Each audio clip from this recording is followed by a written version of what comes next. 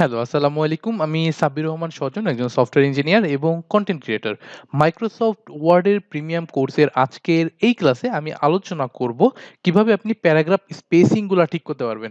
এই স্পেসিং এর প্রবলেমটা সাধারণত অনেক ক্ষেত্রেই হয়ে থাকে। মনে করেন আপনি একটা সিভি বানাইতে গেছেন, সিভিতে যেয়ে দেখবেন যে আপনার একটা থেকে আরেকটা দূরত্ব বেড়ে গেছে, বা একটা আর্টিকেল লিখতে যাবেন দেখবেন যে মানে একটা থেকে আরেকটা দূরত্ব কিন্তু বেড়ে গেছে, তখন কিন্তু আপনার আর্টিকেলটা দেখতে অনেকটা খারাপ লাগে, হ্যাঁ? মনে করেন আপনার ২ টা ৩ টা লাইন আছে। ১ম ২ টা লাইনের স্পেসিং একরকম। ১ম ২ টা লাইন একটা থেকে আরেকটা একটু বেশি দূরত্বে আছে। ২য় টা আবার একটু কাছাকাছি আছে। তো দেখতে কিন্তু খারাপ লাগে ওগুলা। একদম সমান হলে দেখতে এবং পড়তে ২ টাই খুব সুন্দর লাগে। সো চলেন আমরা সরাসরি দেখে ফেলি কিভাবে হচ্ছে আমরা জিনিসগুলাকে, আমার স্পেসিং গুলাকে ঠিক করতে পারি। আমি লাস্ট ক্লাসে আপনাদেরকে দেখাইছিলাম যে লোরা মিপসন থেকে আমি জাস্ট একটা ডামি টেক্সট নিয়ে আসছি। আপনাদের যদি আ ডামি টেক্সট নিয়ে প্রবলেম হয়, নিজের মতো করে কোনো একটা টেক্সট লিখে নিবেন বা কোনো একটা আর্টিকেল থেকে কোনো একটা টেক্সট নিয়ে আসবেন, কোনো সমস্যা নাই। সো জাস্ট আমরা প্র্যাকটিস পারপাস এ এই টেক্সটটা নিয়েছি এবং দেখেন এই টেক্সটে আমরা একটা কাজ করব, পুরোটাকে আমরা সিলেক্ট করব। হ্যাঁ? পুরোটাকে সিলেক্ট করলাম। সিলেক্ট করে এই যে উপরে যে প্যারাগ্রাফ লেখাটা, এখানে দেখেন একটা মানে একটা আইকন আছে যেখানে ৩ টা ৪ টা হচ্ছে জাস্ট সমান লাইনের মতো দেওয়া এবং উপরে এবং নিচে ২ টা অ্যারো চিহ্ন দেওয়া। এটার উপরে যদি আপনি মাউসটা রাখেন, এটার নাম আসবে হচ্ছে লাইন অ্যান্ড প্যারাগ্রাফ স্পেসিং। এইখানে যদি আপনি ক্লিক করেন তাহলে দেখবেন এখানে অনেকগুলো অপশন আসছে, হ্যাঁ? যে আপনার স্পেসিংটা কেমন হবে? যদি ১ দেন, হ্যাঁ? তাহলে দেখবেন যে অনেক কম স্পেস। মানে ২ টা লাইনের মধ্যে স্পেসটা একেবারেই সামান্য। কিন্তু ১.15 দিলেও কিন্তু দেখবেন স্পেসিংটা মোটামুটি ঠিক আছে। কিন্তু ১.৫ যেটা, এটাই সাধারণত দেখা যায় অধিকাংশ জায়গায় ইউজ করে। আ তারপরে ২ যদি আপনার যদি বেশি স্পেস দরকার হয় ২ দিতে পারেন, ২.৫, ৩ সাধারণত ইউজ করা হয় না। তবে সবথেকে বেশি আমি ইউজ করা দেখেছি যে ১.৫, দ্যাটস স্ট্যান্ডার্ড সাইজ এবং এটাই সাধারণত সবসময় ইউজ করা হয়ে থাকে।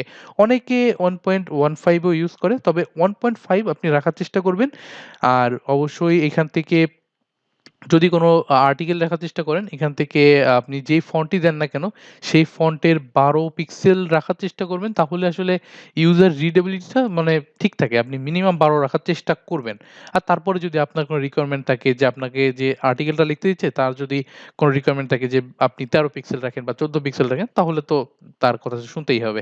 সো আমি বেসিক্যালি যে জিনিসটা বোঝানোর চেষ্টা করলাম যে, এইখানে পুরোটাকে সিলেক্ট করবেন। সিলেক্ট করে আপনি এইখানে আসবেন। এখানে এসে আপনি কতটুক স্পেস রাখতে চান সেটা আপনি আপনার মতো করে সিলেক্ট করতে পারেন। মনে করেন আরেকটা জিনিস দেখাই যে আপনি চাচ্ছেন যে এই ২ টা লাইনের মাধ্যমে, শুধুমাত্র এই ২ টা লাইনের মাধ্যমে মধ্যে আসলে স্পেসটা হবে, আর কোন স্পেস আর বাকিগুলা সব স্পেস যা আছে ঠিক থাকবে, কোনো সমস্যা নাই।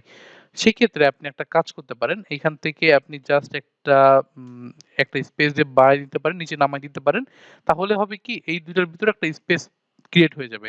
আপনি চাচ্ছেন এতটুকু স্পেস না, আপনি এই স্পেসটাকে আরো বাড়াবেন, হ্যাঁ? আরো বাড়াবেন। সেক্ষেত্রে একটা কাজ করতে পারেন, এই পুরোটাকে সিলেক্ট করবেন। সিলেক্ট করে এই স্পেসটাকে আপনি চাইলে বাড়ায় ফেলতে পারেন, হ্যাঁ? এখানে দেখেন সবগুলোই বাড়ছে, হ্যাঁ? সবগুলো বাড়লেও কোনো সমস্যা নাই।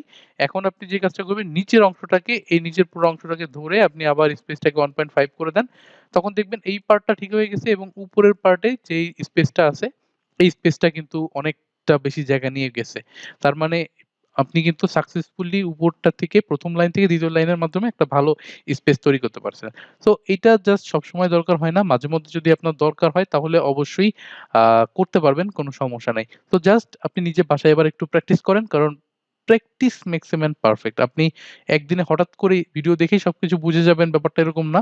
খুবই সিম্পল জিনিস। তারপরেও যদি ভুল হয় অবশ্যই বাসায় প্র্যাকটিস করবেন। আশা করি সলভ হয়ে যাবে। আর যদি তারপরেও যদি সলভ না হয় অবশ্যই ভিডিওটা আরেকবার দেখেন। আশা করি প্রবলেম হবে না। তারপরে যদি কোনো প্রবলেম হয় আমাকে কমেন্টে জানান। ইনশাআল্লাহ চেষ্টা করব আপনার সলিউশনটা দেওয়ার। সো আজকের ভিডিওটা এই পর্যন্তই। নেক্সট ভিডিওতে দেখা হবে আপনার সাথে। Till then take care.